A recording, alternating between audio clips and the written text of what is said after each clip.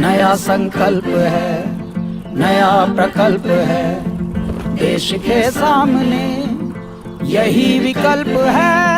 नया संकल्प, स्वच्छता की सोच जगी, देश के स्वच्छता की जो यही विकल्प है। स्वच्छता की सोच जगी, स्वच्छता की ज्योत जगी।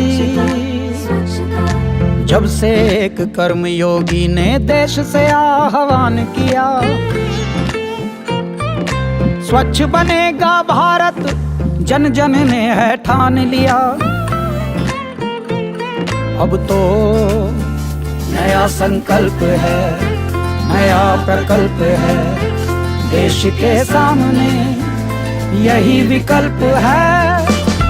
कूड़ा कचरा को कंचन में परिवर्तित कराना है, कूड़े के पहाड़ों को जड़ से मिटाना है, दिव्य बनाना है, दिव्य बनाना है, दिव्य बनाना है।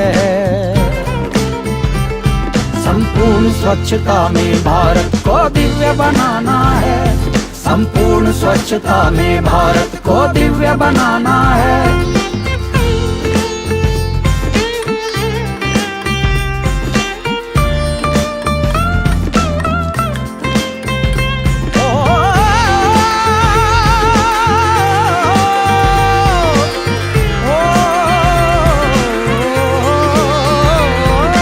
भारत ही वह देश जहां मन भी मंदिर, घर भी मंदिर,